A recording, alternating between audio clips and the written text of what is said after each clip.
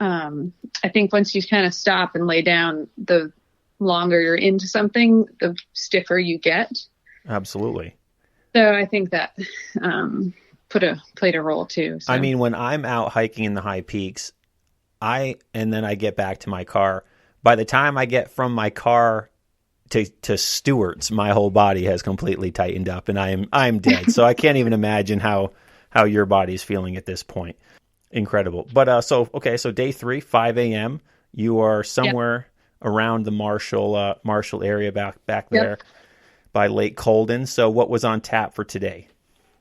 So I had hoped to have done Colden the night before, but that didn't happen, obviously. So we knew we had to get Colden, Cliff, and Redfield first, which, again, I hadn't been to Cliff and Redfield in years, so that was a surprise. Cliff's pretty muddy. Yeah, they were, and they weren't that bad, I guess. Like, I think they could probably be much worse. But it's just so, like, the Redfield, those, in and out of the stream and having to really concentrate was difficult. I also hadn't been up Colden with the new, stairs that were built in there. And that was great. I thought that was really nice. And felt great for me, actually. Like, the rest of my body felt really good most of the time. I was pretty impressed at how my quads and hamstrings and glutes held up. Like, I was able to, squat down without much pain most of the time, the whole time. I did develop a little pain in my quad, but that's coming. Okay. And today. Would you say after day 2 you were well hydrated and fed? Like, everything in that regard was on point? Yeah, I think so. I was, keeping track actually of like how frequently I was urinating and that sort of stuff. And I was every like 90 minutes probably was peeing and was pretty on top of that, and it felt good. Terrific. Yeah. All right. Yeah. So you went up Colden, Cliff, and then Redfield. Yep. Actually, we did Redfield first, then Cliff. And then we came down and did we had thought about using the Southeast slide on Colden.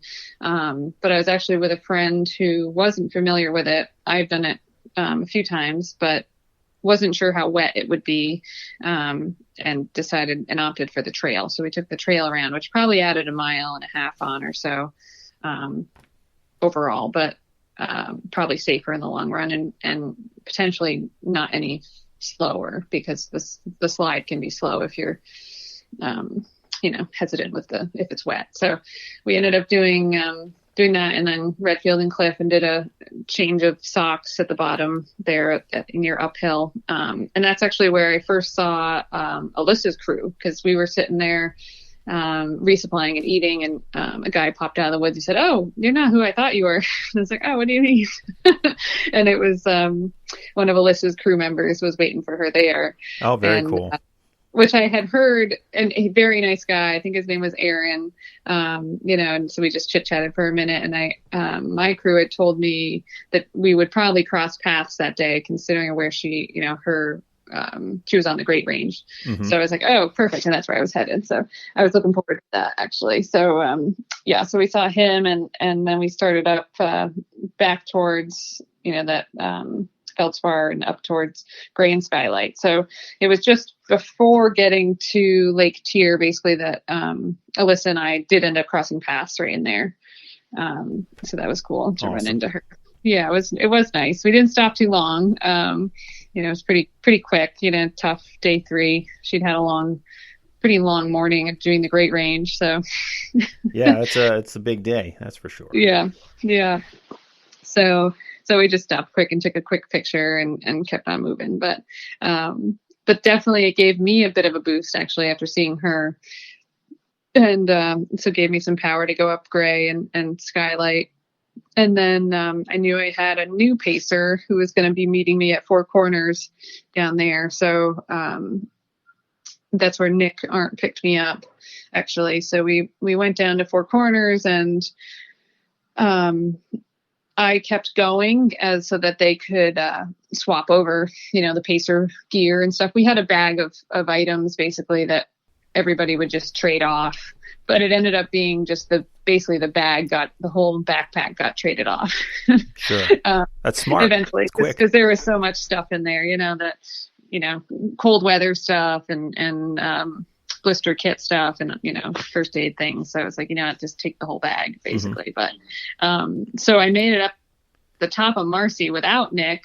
And so I had some friends up there actually that knew I was coming. And so that was really exciting to see everybody up there and have people cheering for me. And Tyler Socash was the steward up there that day. So that was exciting. He was psyched. And so I didn't take very much time because I felt really good. And so they gave me some of their candy and stuff that they had. And I kept on going basically from there and felt really good. And actually Nick didn't catch up to me until we were on, where were we? We were already on going towards Haystack. And I was a little bit nervous because I thought, well, if he doesn't catch me, or if he takes the wrong trail.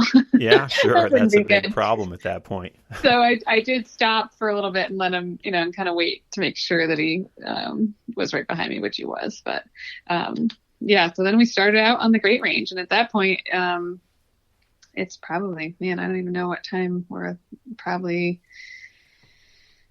late in the day at that point, I think.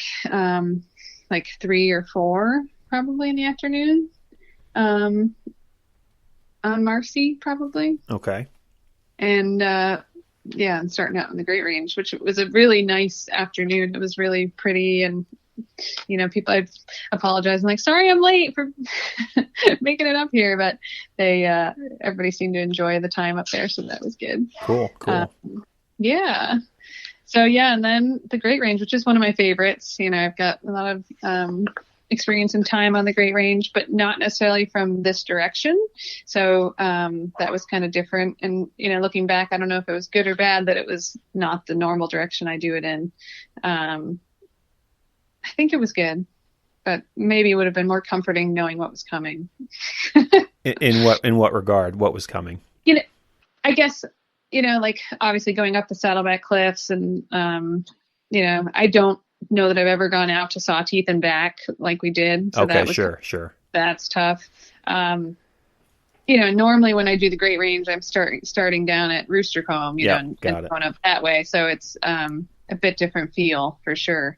And adding, exactly what you mentioned with Sawteeth, adding that, you're actually kind of adding, I guess technically like 3 peaks because you're up and over Pyramid, over to Sawteeth, and then back.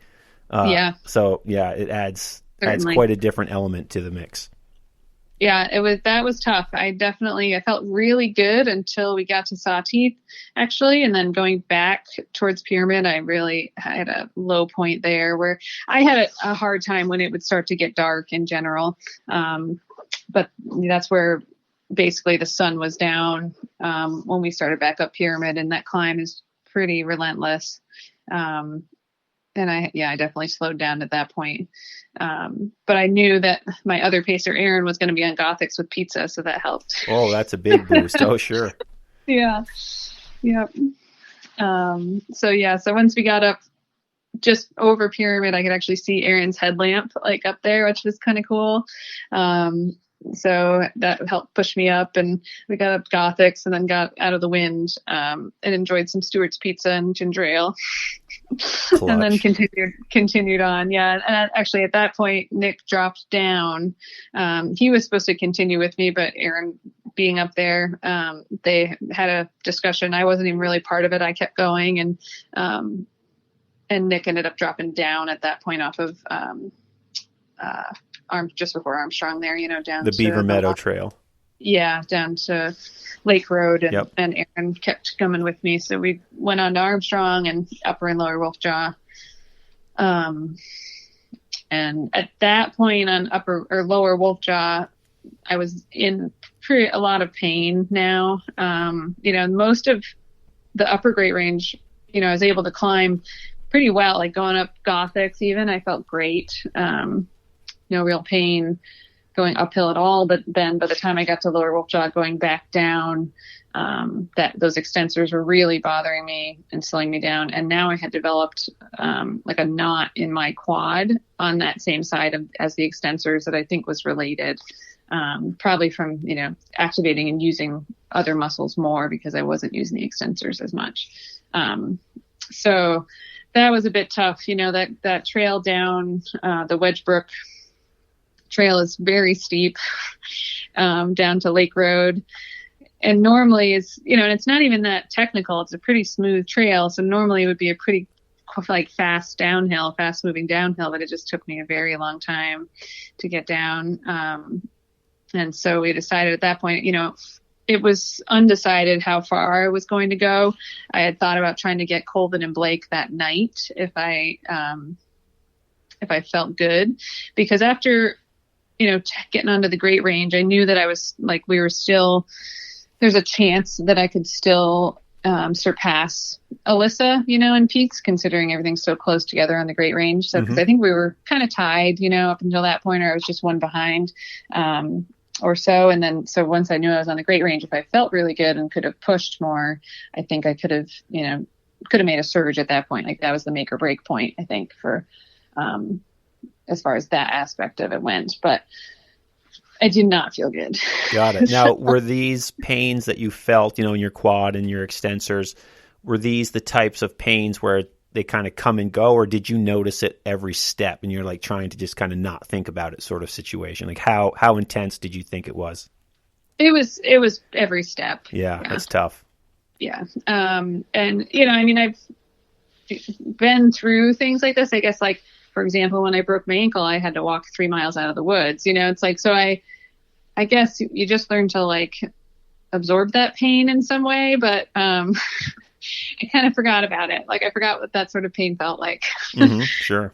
Or it's a constant, stressor, So yeah, at that point we got down and, decided we'd be sleeping right there, near Lake Road and, trying to get a few hours in. So we stopped for, I think, another 3 hours at that point, to kind of just recoup and see what I was going to feel like when I woke up. Cause sure.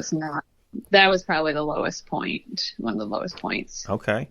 Not the lowest point, one of the lowest points. Okay. So there's still more in store for us. So let's recap day 3. So it started around 5 a.m., sleeping in the dirt. Yep.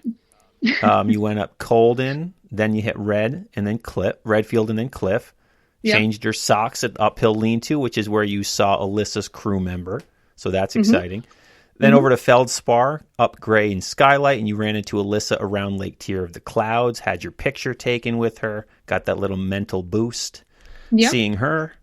And you had a new pacer, Nick, who started with you at the Four Corners and did some of the Great Range with you. Marcy around 3 to 4 p.m., and then over to the Great Range plus Sawteeth. Yep.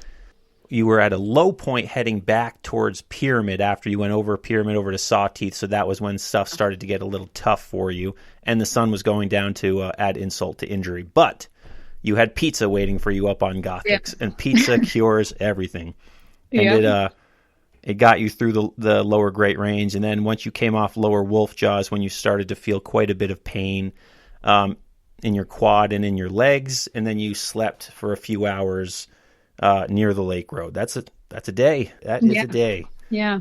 So when you woke up on day 4, did you feel better, worse? How did the sleep do? What did the sleep do for you? I felt worse. Oh God.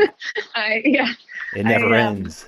No, I actually ended up, that was the only time my stomach wasn't cooperating, and I had kind of slept with my head downhill so that my feet would get a break, and kind of tried to keep them uphill a little bit. And that had made me kind of like congested, but I also felt very nauseous. And my feet, like my feet would loosen up, like the day before, they also didn't feel great, just there's some swelling and they're sore, but once you get moving, they would feel better. So I was hoping for that. But, putting shoes back on after something like that is pretty terrible. Yeah, I could imagine. Yeah, so I tried to drink I think I had some Coca-Cola and a rebuild shake also at that point, and maybe some like baby food of some kind, like just really easy stuff that at least get in some calories. And I think that was all I really ate that I could get in at that point. And it was cold that morning too. I mean, it was also probably in the 40s, so I had all sorts of layers on and in the sleeping bag. And Aaron showed up,